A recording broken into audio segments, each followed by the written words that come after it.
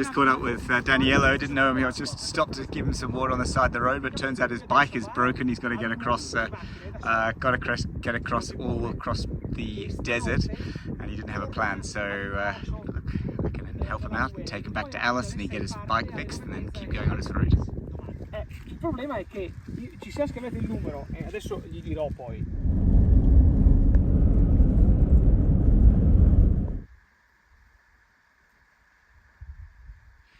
Well, welcome everybody to Kata Tjuta. There it is. The Anangu people call it Kata Tjuta, and so do we, because it is many heads in their language, and you can see that right from ancestral time. It's the wise people looking out over this way to Uluru. There we are, the heart of Australia. A lot to be said about this place. I love it. I want to just come here, give my respects before I move further up north.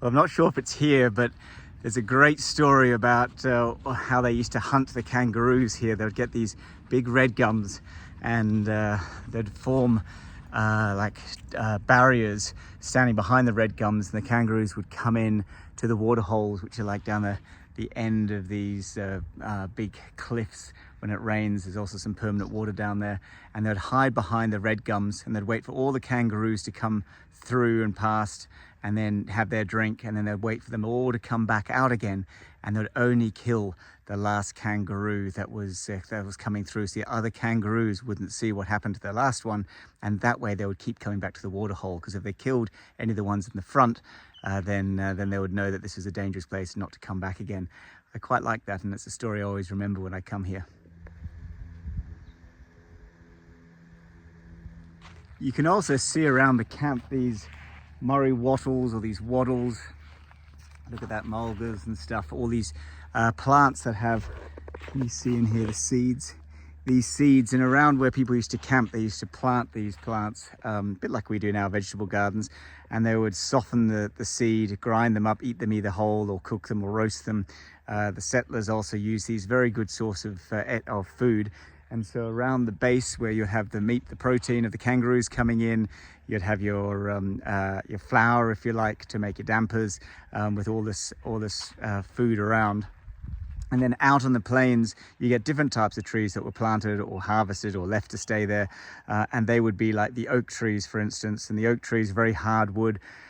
I'll tell you a bit about them when I see them, but basically they use those for making fire sticks and clubs and other things, but I'll tell you more about those now. But just as I was approaching where this probably looks like a cave of some type, I could see a lot of these plants, and I thought I'd just share that as well.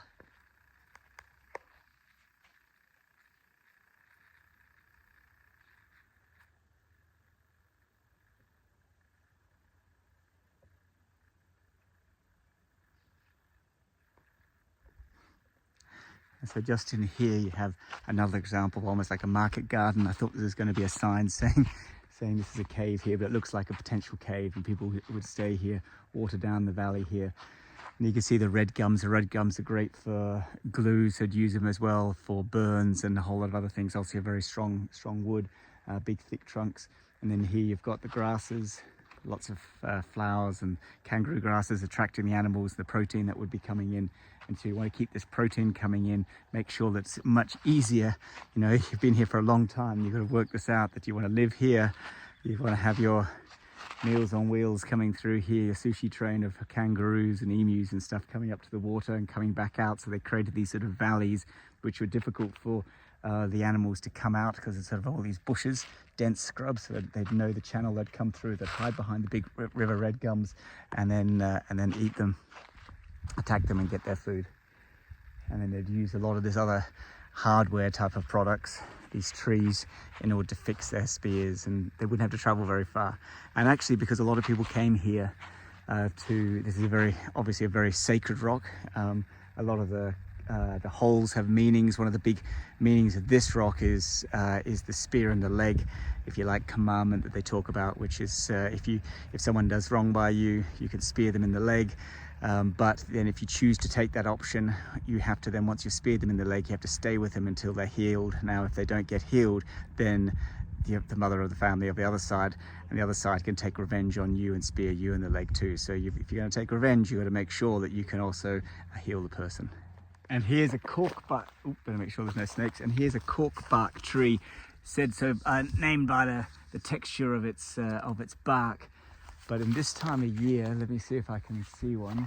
They occur really on these plains, these really sandy, rich plains. You see, here's some flowers. Here we go. So these flowers come out. Can you see that? This sort of flower, beautiful flower. It's not quite out yet, that one. They come out and they have a great nectar, full of honey, full of sweetness. You can either add it, they used to just add it to water, put a bit of a filter on top and have like a sugared water. There's also a seed that comes out. I can't see it. It's a really hard seed, and it opens up in spring, and they can eat that seed as well. The corkbark tree.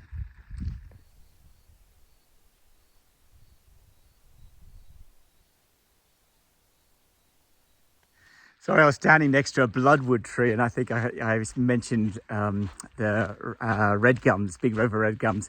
It's the bloodwoods around here. They do have river red gums a lot in this area too, but the bloodwood is what I was next to. Same deal. They use also that resin for glue, as well as for burns and a whole lot of ailments.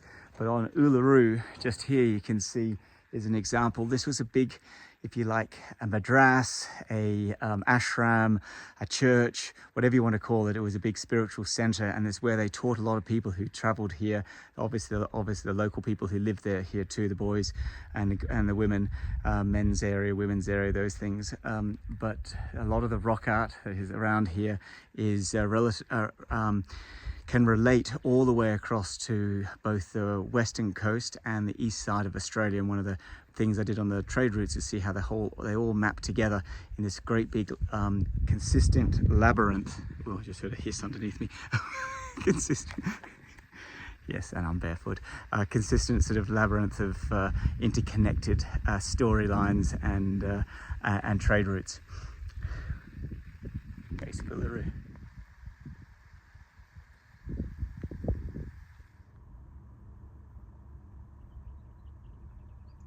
So this is a great example of an immature oak tree. You can see how it's long and slender. It's kind of got this coat of needle-like leaves on it, which are all angled downwards, so you can see. And that's to catch the dew in the morning and any rain it comes and drop it down to the root system here. As it gets bigger and the roots go down to the water down below, down to the groundwater, it then can start to spread out. And when it becomes reliant on groundwater rather than the rain, it opens up, and you can see it becomes nice and full. So an immature desert oak here and a mature desert oak behind me.